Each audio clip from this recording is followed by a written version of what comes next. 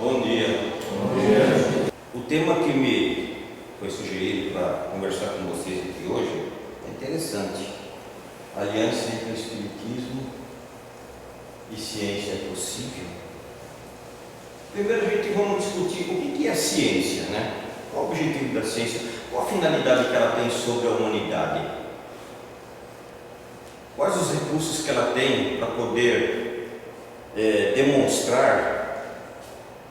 Por exemplo, tudo isso que está acontecendo, essas catástrofes, né? Os terremotos, as enchentes, o clima do planeta, tudo tem uma explicação. E a ciência, ela tem materiais suficientes para poder tentar nos trazer uma explicação sobre isso. Quando nós estudamos, né, lá no nosso ginásio, na nossa primária, nós tivemos contato com a ciência, né? Pelos nossos professores, né? Tentando explicar alguma coisa para que a gente possa compreender. Mas o que vem a ser o significado de ciência? Assim, resumindo. Então a gente tem que pesquisar um pouquinho, né? Para poder falar para vocês o que é o correto. Eu não posso chegar aqui e colocar alguma coisa da minha cabeça. Eu acho que é, eu acho que tem que ser dessa maneira. Não, a gente tem que pesquisar, tanto que para falar desses dois itens, ciência e espiritismo, ok, 1, 2, 3, 4 livros. E fora que a gente pesquisa no Google, né? Ele diz assim, definição de ciência, conhecimento atento e aprofundado de alguma coisa. A ciência é uma forma sistemática de aquisição de conhecimento, baseados em um método objetivo e bem definido, conhecido como método científico. A ciência visa a descrição e a explicação de fatos e fenômenos da natureza, de maneira que seja possível formular teorias, previsões e leis. Que interessante. O que a ciência nos traz para nós, né? Aí eu peguei assim alguns exemplos com que a ciência pesquisa e possa nos dar uma resposta. Dois exemplos bem simples. A gente vê a chuva, a gente vê aquelas lapadas de eletricidade que é descarregada sobre a terra, né? Os chamados raios. Como é que aquilo ocorre? Vocês se lembram como que é? Nós aprendemos isso na escola, né? O raio, ele é uma carga elétrica de sinais opostos, ou seja, negativo e positivo. Eu estou colocando assim bem a grosso modo para vocês entenderem. É como uma nuvem está carregada de polos positivos e polos negativos. Se você pegar um fio de rede e encostar um no outro, o que acontece? Ele dá aquele estouro, dá aquele trampo, né? O raio nada mais é do que isso.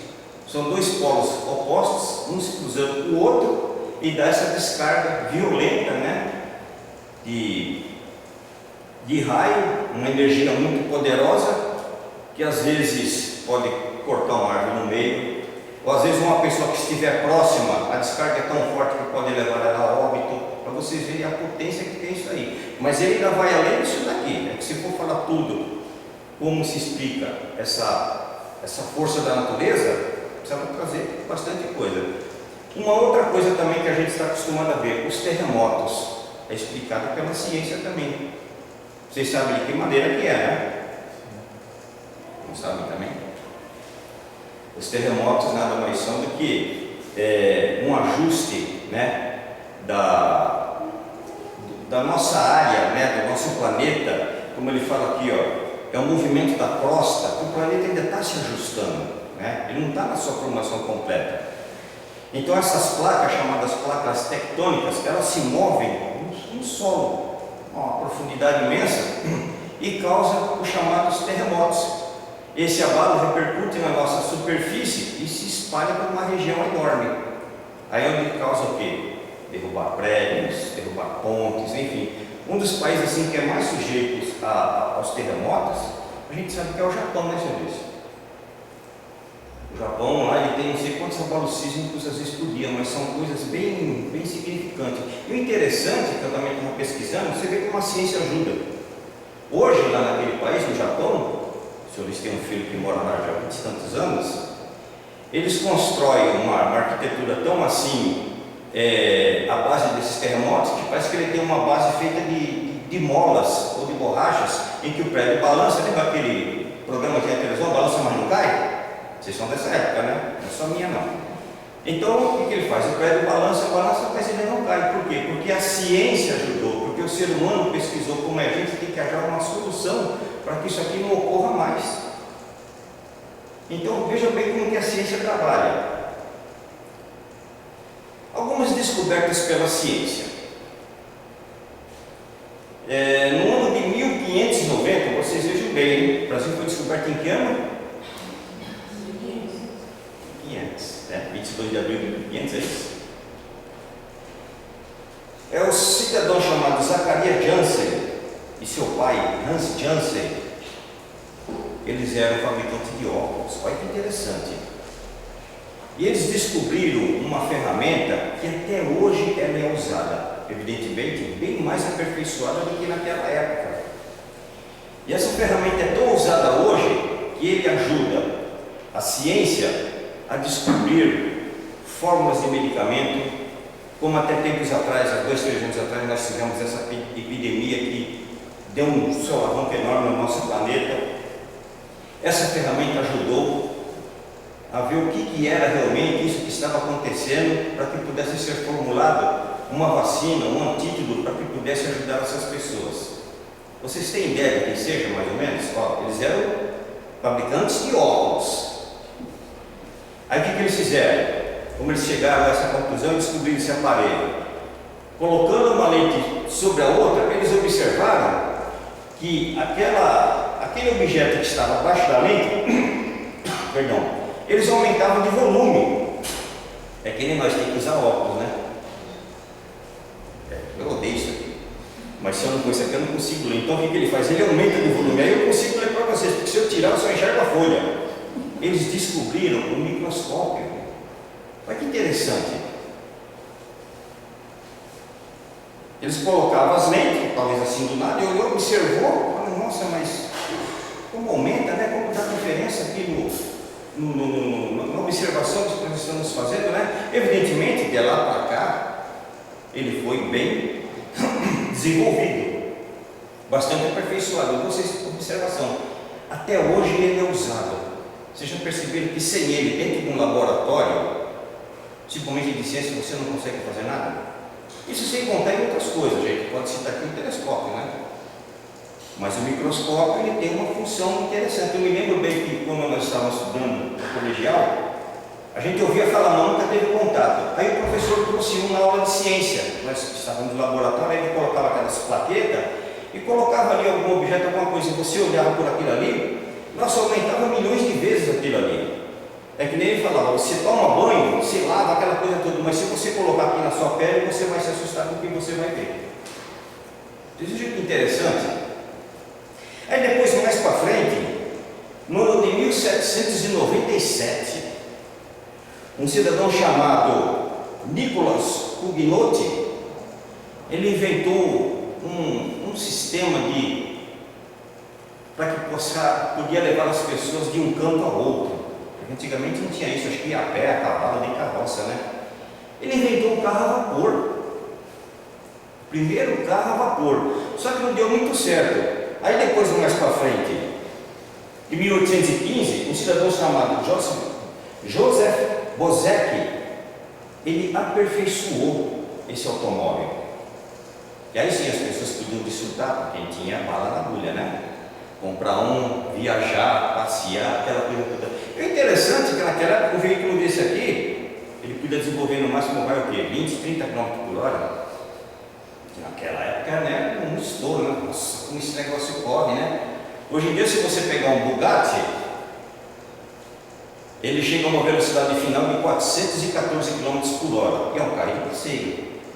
Para vocês verem, você sair de 20, 30 para chegar num carro de passeio a 400 km por hora. Aumentou muito a velocidade, não é verdade? Aí, dando um outro salto, em 1879, Kardec já era nascido nessa época, hein? Que ano nasceu Kardec? 1800 e...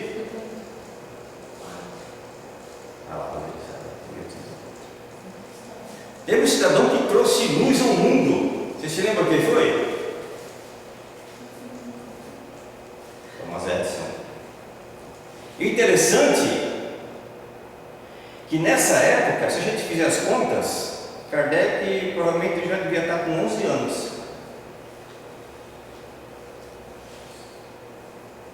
Já estava no mundo aqui, né? Mas por que teve a necessidade de se criar uma lâmpada? Porque antes disso, qual era a iluminação que existia no mundo? Principalmente naquela época. Ou era o carvão, ou era o petróleo. E um outro produto que naquela época era considerado como se fosse ouro. Teve até um filme baseado nisso, não sei se você chegar a ver na televisão, que era o óleo de baleia. Então o óleo de baleia ele era muito usado como forma de combustível para clarear as ruas, clarear os lampiões. Então se tinha muita matança de baleia para que pudesse extrair esse óleo para que pudesse dar iluminação às cidades. E era uma coisa muito rica, muito procurada. Teve até um filme disso, mas são muitos anos que eu assisti, depois acho que nunca mais passou na televisão. Mas é uma coisa interessante. Então vocês vejam como é que o ser humano trabalha. Como é que essa ciência ela é desenvolvida? Aí, para a gente falar disso aí, fala assim, mas poxa, como é que essas pessoas inventaram isso? Se a gente pegar para o lado do Espiritismo, para ele andar junto com a ciência, a gente nota o quê? Foram espíritos que encarnaram já com esse objetivo de trazer esse impulso para a humanidade, de trazer esse desenvolvimento para que o planeta possa se desenvolver. Se nós formos falar aqui de grandes descobertas, temos um monte, né? E a gente observa que cada um desses cidadãos, esses cientistas, eles encarnaram com esse objetivo, mas eles se prepararam no longo da sua vida, eles estudaram até chegar a um determinado momento em que eles pudessem entrar em contato com isso e trazer essa luz à humanidade, trazer esses benefícios para todos nós. E o interessante, se a gente pegar pelo caminho, às vezes, da encarnação, às vezes uma pessoa, ela estuda aqui, mas ela não consegue dar continuidade no seu projeto. Ela retorna à vida espiritual. Mas ela retorna novamente para cá. E provavelmente, às vezes, tudo aquilo que ela aprendeu numa encarnação passada, nesta próxima, ela vai conseguir dar ênfase, ela vai dar continuidade naquilo que ela já aprendeu, e ela coloca em desenvolvimento, e ela traz esses benefícios que vai ajudar todos. Vocês estão vendo como é interessante? Assim acontece com nós. Nós estamos aqui na doutrina espírita, nós estamos aqui aprendendo, nós estamos aqui estudando. Esse conhecimento nós vamos levar, essa bagagem levaremos. Numa próxima encarnação vamos trazer. Vamos usar em algum lugar? Vamos talvez voltar a entrar numa casa espírita novamente? Eu não sei, mas essa bagagem vai estar conosco. Perfeito? Aí o interessante, Kardec nasceu em 1804, correto? Vejam bem, a bagagem que esse cidadão teve, como eu falei aqui numa reunião anterior, depois do Cristo, para mim, ele foi o cidadão mais assim importante que reencarnou neste planeta, pela obra que ele trouxe, através da espiritualidade. Esse é um pensamento meu, não pode discordar, mas na minha opinião, o meu pensamento é esse.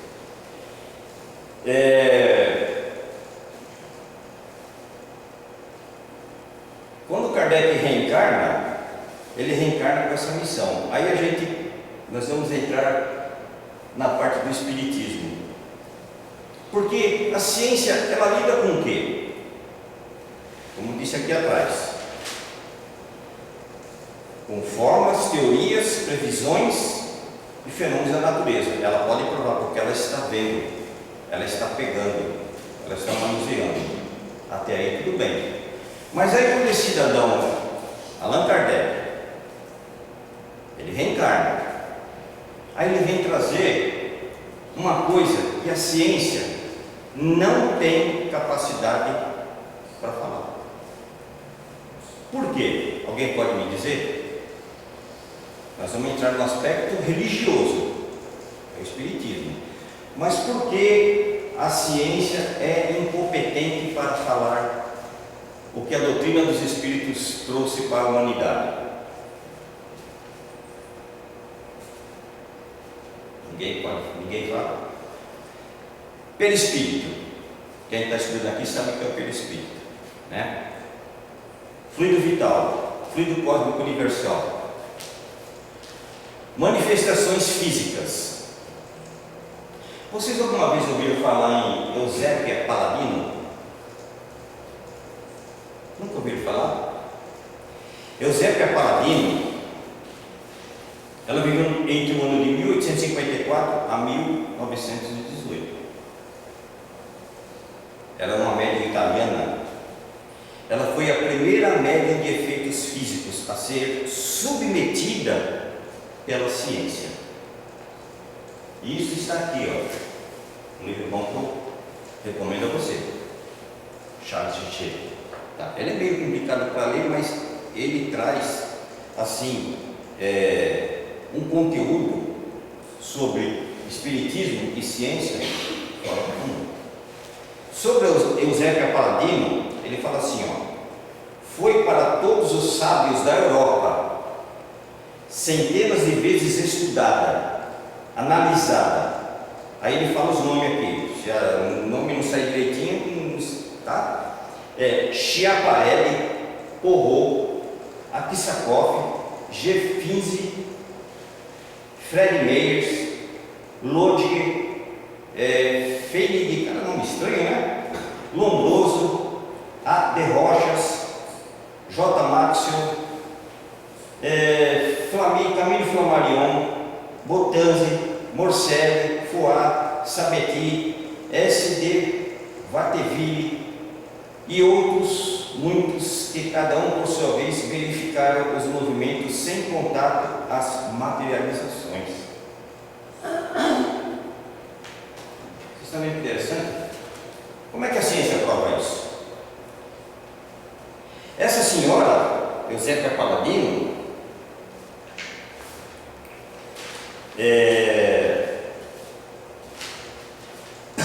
ela no ano de, deixa eu ver se eu acho aqui, 1800 e pouco, ela fez um processo de levantamento de uma mesa na casa de um cidadão chamado Camille Flammarion. Vocês já ouviram falar em Camille Flammarion? Pesquise na internet que vocês vão saber quem foi Camille Flammarion, o peso que ele teve dentro da doutrina dos espíritos. Por exemplo, você tem uma mesa aqui. Se você tentar pegar isso aqui, ó, ela pesa, tem uns 30 quilos isso aqui. Essa senhora, Eusébia Paladino, com a melhoridade dessa, ela fazia essa mesa levantar, sem tocar em nada. O cientista fica invocado com aquilo, falando, como é que pode? Aí ela está indo contra a lei da força da gravidade.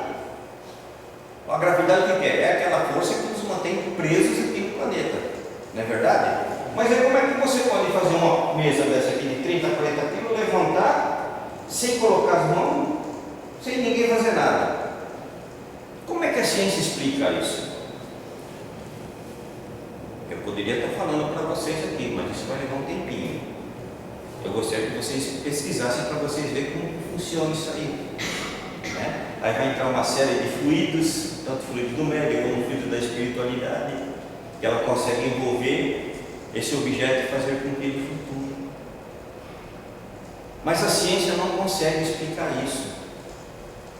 Vocês estão vendo porque às vezes fica difícil essa união da ciência com o espiritismo, porque ela lida com fatos, com situações que ela possa tocar, que ela possa ver, que ela possa manipular.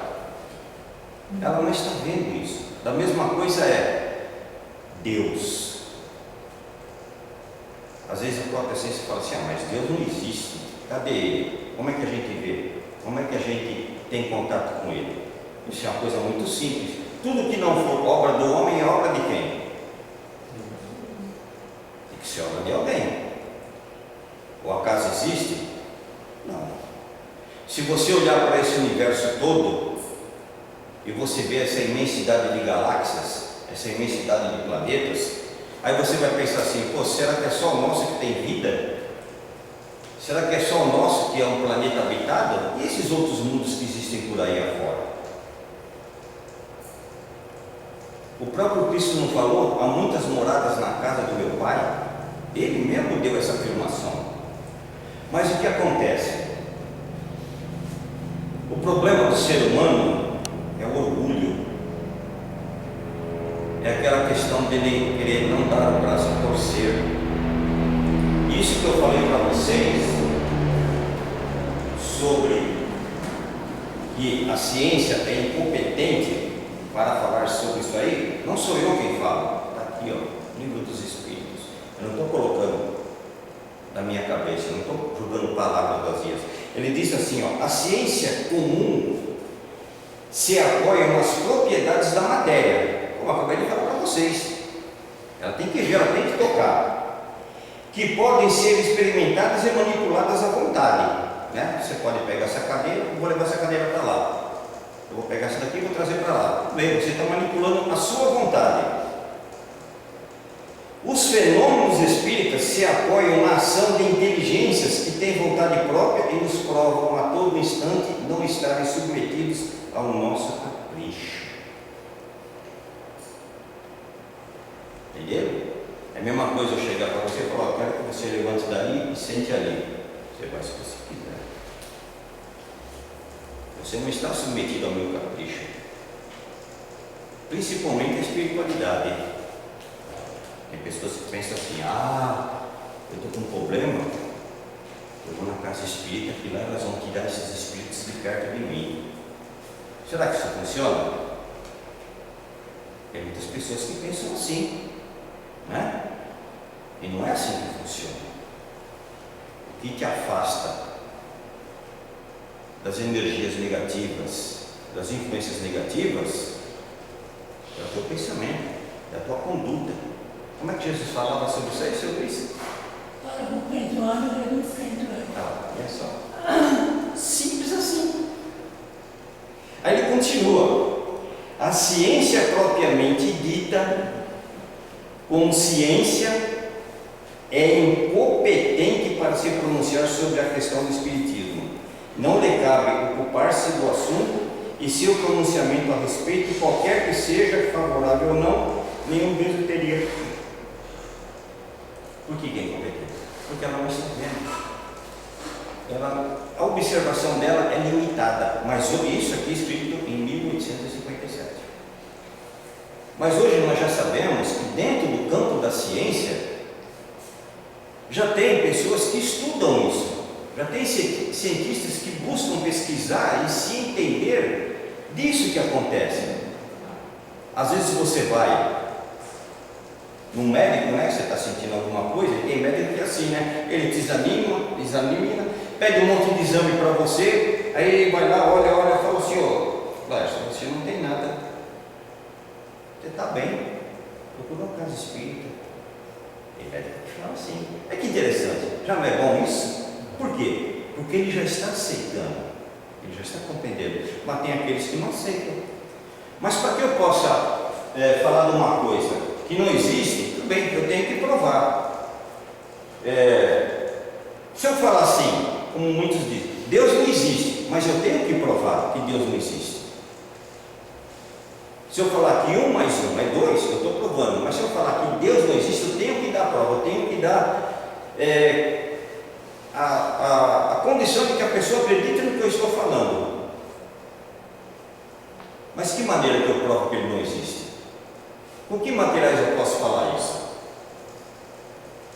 Nós falamos da natureza. Eu falei de tudo aquilo que não é obra do homem, é obra de alguma coisa. Mas, gente, é só olhar para dentro de nós.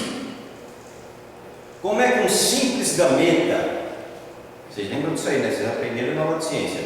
Como é que um simples espermatozoide fecundado no óvulo de uma fêmea ou mulher, e isso em todo o reino, né? Seja no reino nominal, seja no reino animal, pode sair isso aqui que nós somos aqui, com toda essa perfeição.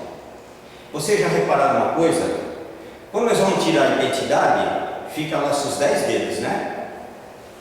Antigamente borrava, hoje em dia é tudo por lâmpada. Você põe lá, lâmpada passa, aquela coisa toda. Vocês já observaram aqui o interessante é que no planeta não existe ninguém com isso aqui tudo igual. Cada um tem a sua identidade. Vocês querem prova maior do que isso?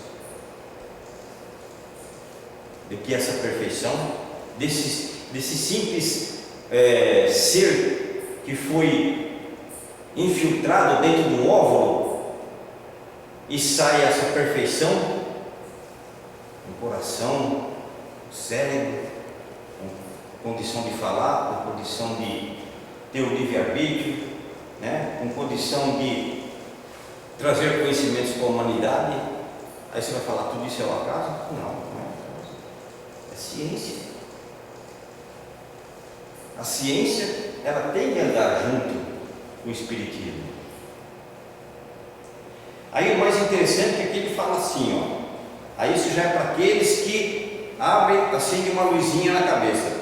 Repetimos ainda, se os fatos que nos ocupamos estivessem reduzidos ao movimento mecânico dos corpos, como eu citei aqui, a pesquisa da causa física do fenômeno seria no domínio da ciência. Força de atração. Se você pegar um ímã, né? Se você pegar um ímã e colocar os dois polos, positivo com positivo, o que ele vai acontecer? Vai repelir, né? Se você inverter, ele vai se atrair. É ciência, e a ciência explica isso, porque ela está vendo.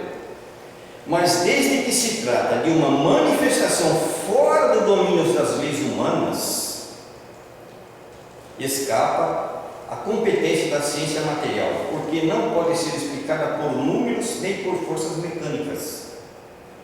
Quando surge um fato novo, que é o que o Sr. Allan Kardec veio trazer para a humanidade junto com a espiritualidade, o sábio, para o estudar, deve fazer abstração da sua ciência e dizer a si mesmo que se trata de um estudo novo, que não pode ser feito através de ideias preconcebidas. Ele não deve ser feito através das minhas ideias, das minhas sugestões. Eu tenho que pesquisar, eu tenho que ir atrás, eu tenho que ter esse conhecimento. Mas muitas das vezes isso é barrado. Por quê? Dentro do livro dos Espíritos, aqui do livro dos Espíritos também, tem uma parte que ele fala assim: cada um cria o seu sistemazinho. Ele quer dizer, cada um cria o seu sistema, cada um cria a sua própria opinião. Você tem sua opinião, você tem a sua, você tem a tua, eu tenho a minha.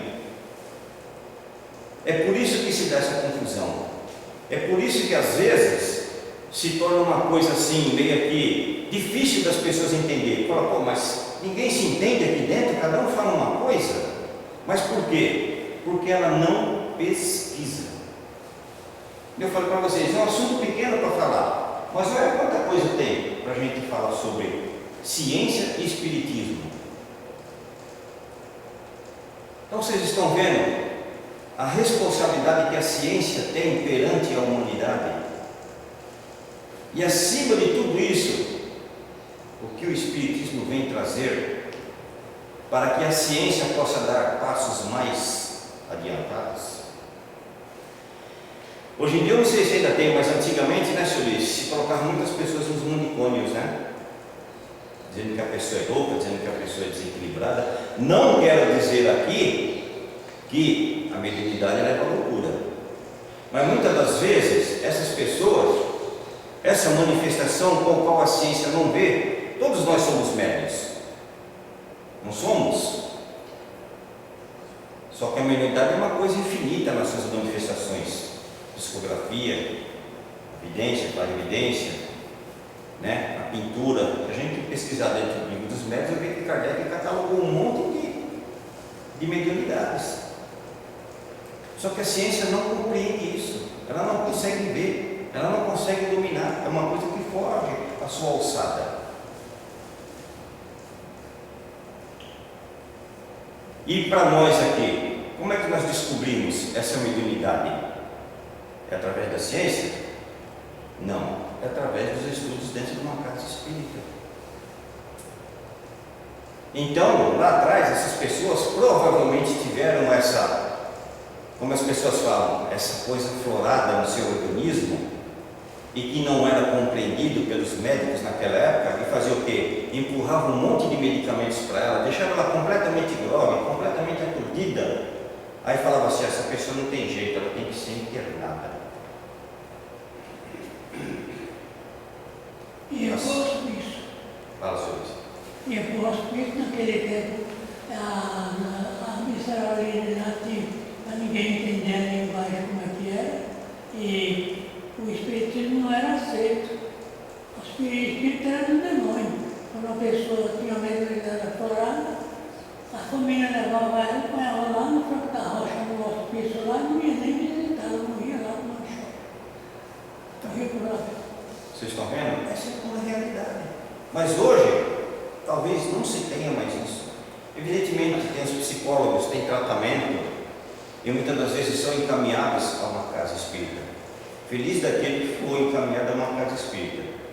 Ou se foi encaminhado para outros segmentos religiosos, não estou colocando aqui criticando, mas a gente sabe que lá vão falar que isso é coisa do diabo, isso é coisa do não sei do quê. Essa pessoa tem que ser exorcizada, quer dizer, ela vai ficar mais perturbada ainda.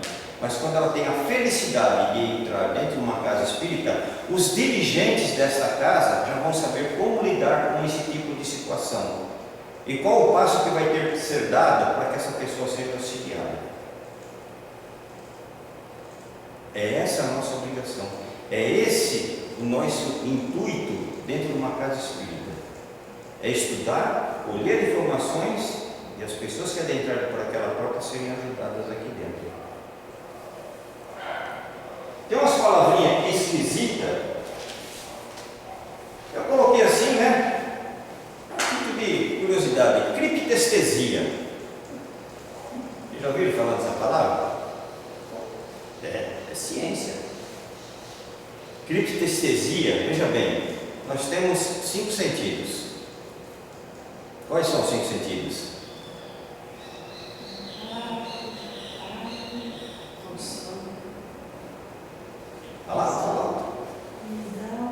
Visão, olfato, paladar, audição, tato, né? Criptestesia analisada pelo Sr. Charles Richer, ele se foca nos conhecimentos que se obtêm sem o uso imediato ou original dos 5 sentidos.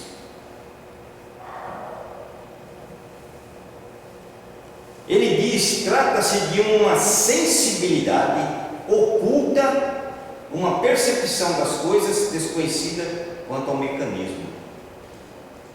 Nós poderemos colocar que a mediunidade poderia ser o 6º sentido, que ele está colocando aqui, ó, uma coisa que é oculta, que nos dá uma sensibilidade de perceber certas coisas. Poderia ser? O que é a mediunidade? Como eu disse, todos nós aqui somos médiuns. Às vezes, você está bem, de repente você murcha, né? Mas aí você tem que analisar. Puxa vida, comi alguma coisa que me fez mal, fiz alguma coisa que me prejudicou o organismo. Você faz uma análise primeiro. Isso para nós que estudamos doutrina espírita, tá? Aí você chega assim, como você fala assim, puxa vida, eu estava bem, mas de repente me veio essa melancolia, essa tristeza, essa vontade de chorar, esse desânimo. Aí você começa a perceber e fala assim, será que tem algum companheiro precisando de uma prece, de uma orientação? Será que tem alguém precisando de uma ajuda? Aí por que você sentiu isso? Porque essa vibração, essa carga energética desse espírito, ele se identificou com você, e como nós somos médios sensitivos, você recebeu toda essa carga. A ciência explica isso? Não, porque ela não está vendo. Aí, o que a ciência pode falar sobre isso? Isso é coisa da sua cabeça, isso é coisa do seu psicológico. Vem aqui que eu vou te dar um remedinho que você vai ficar zen. Aí ele te enche daquele monte de remédio, aquelas coisas fortes, e acaba não curando nada. Mas para nós que temos o estudo, qual é o primeiro passo que você vai fazer? Sai de perto de mim que você está me prejudicando? É isso? Né? Não. Você se recolhe. Meu Pai, se houver algum companheiro precisando da tua ajuda, do teu amor, eu peço a ti, Senhor, que os mensageiros possam interceder, e que ele possa ser auxiliado e ser conduzido onde for do merecimento dele. Que eles sejam parados pelo teu amor, pela tua luz. E você vai perceber que daqui a pouco você fala, puxa vida, estou legal. Né? Quantas pessoas já não chegaram nessa casa com esses sintomas? O senhor sabe do que eu estou falando? A Rosa sabe do que eu estou falando? Esse sintoma da mediunidade que a ciência ainda não consegue enxergar, não consegue comprovar pela visão pequena dele, por causa dos sistemazinhos que eles criam para eles, dizendo que isso não existe. Isso é orgulho, isso é vaidade, isso é prepotência. Se nós analisarmos assim, a pessoa, quanto mais ela estudar, mais conhecimento ela vai ter, mais facilidade ela vai ter de olhar e observar, falar, estou lidando com uma coisa nova, como acabou de falar aqui no Livro dos Espíritos. Puxa, isso aqui é uma coisa nova. Deixa eu pesquisar para ver com o que eu estou lidando nesse momento. Esse é o caminho correto. Não você simplesmente falar, não, isso é coisa da sua cabeça, isso não existe, você está ficando louco. Aí uma outra palavra, telecinésia.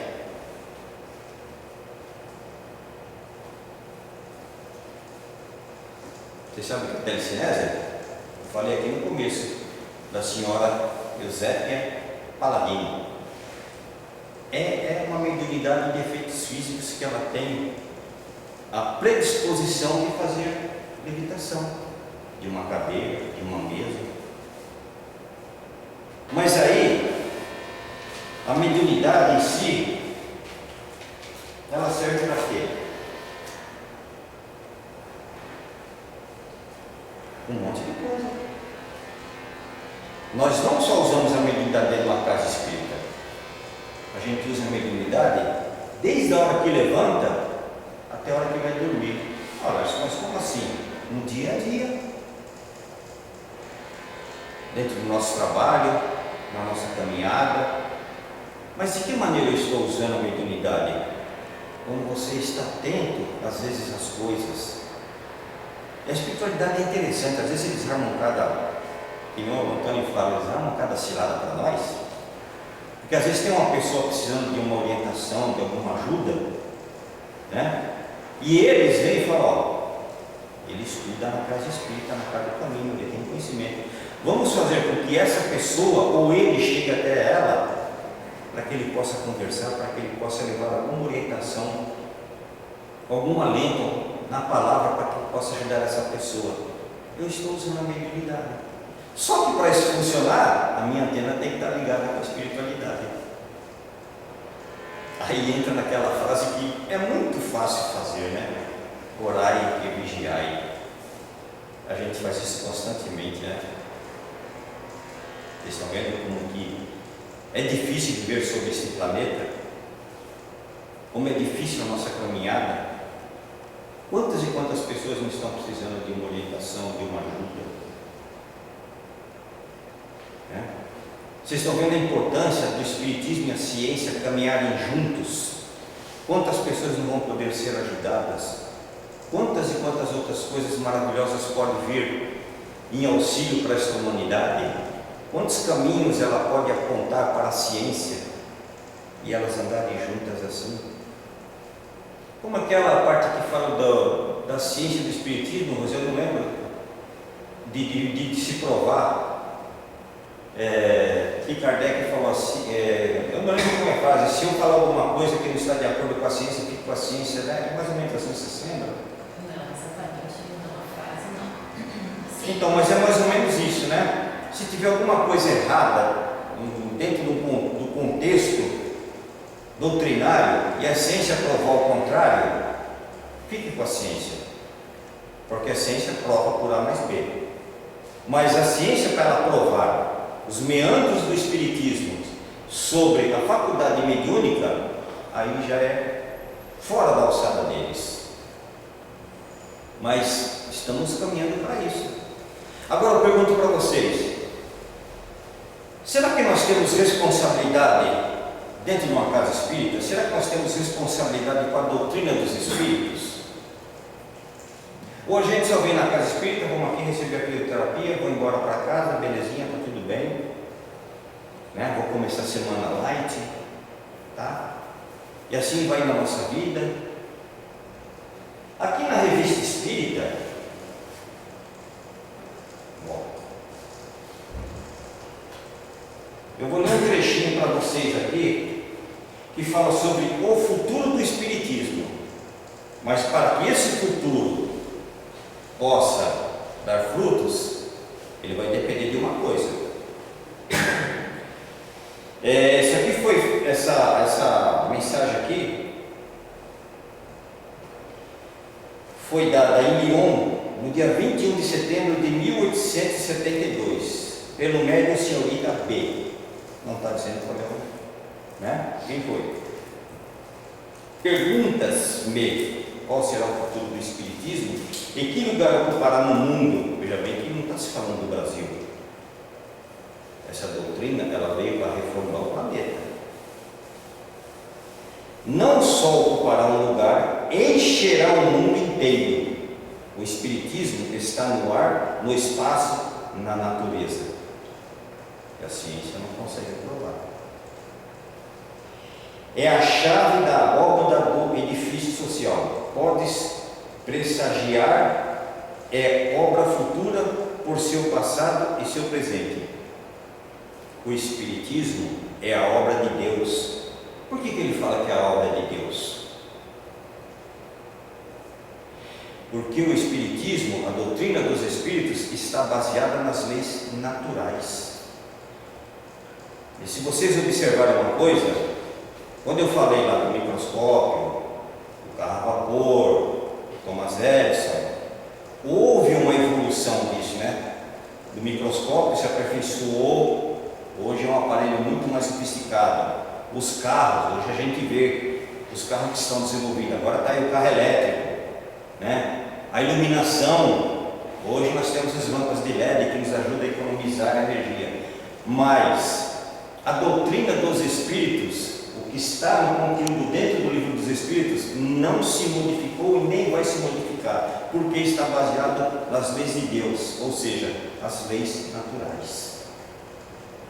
E ele continua: porque o Espiritismo é a lei imutável do Criador. Desde que o homem teve inteligência, Deus lhe inspirou o Espiritismo. E é de época em época enviou à Terra espíritos adiantados. Aí eu paro aqui também. Espíritos que vieram dar impulso à ciência, que vieram trazer conhecimento, que vieram dar a sua bagagem de ajuda para o desenvolvimento do planeta. Isso na parte da ciência como na parte moral. Pelos espíritos que encarnaram e trouxeram literaturas que está dentro do contexto doutrinário do Espiritismo, né? Para nos encher de conhecimento, nos enchermos de coragem para a nossa caminhada. E ele continua: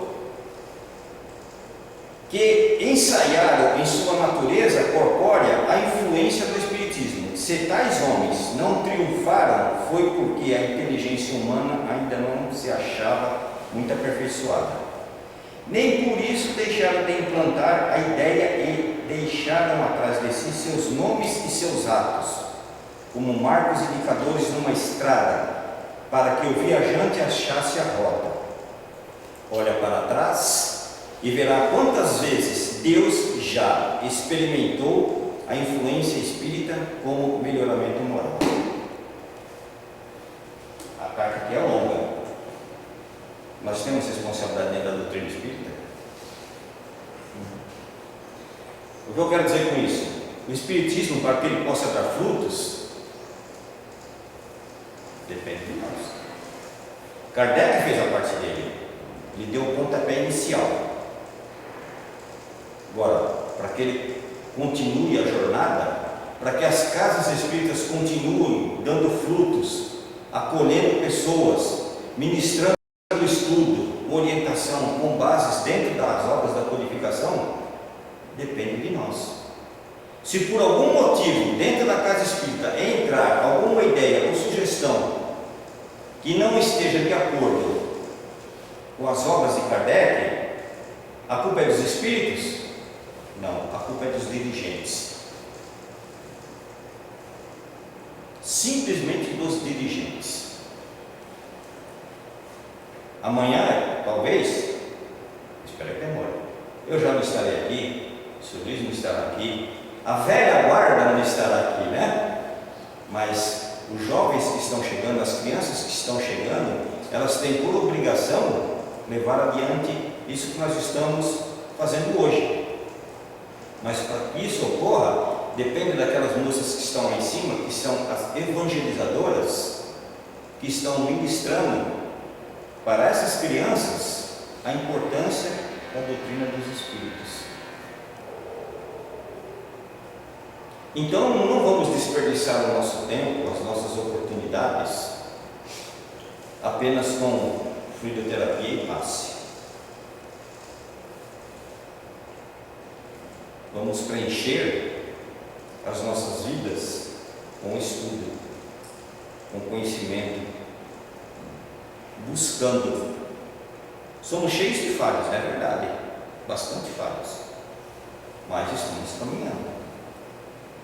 Que Jesus disse: o que eu faço, todos vocês podem fazer e muito mais. Você fala assim: puxa vida, ele fez tanta coisa e continua fazendo, e eu posso fazer? Então quer dizer, ele está me dando um ânimo, um impulso. Vai, busca, corre atrás. Então que a gente possa ser, aproveitar essa encarnação que nós estamos vivenciando agora o máximo possível. Belezinha? Que vocês tenham um excelente domingo, um excelente final de semana. Como o Antônio fala, uma boa macarronada. Uma macarronada tem que parar. Certo, pessoal? E não vamos desistir. Vamos caminhando.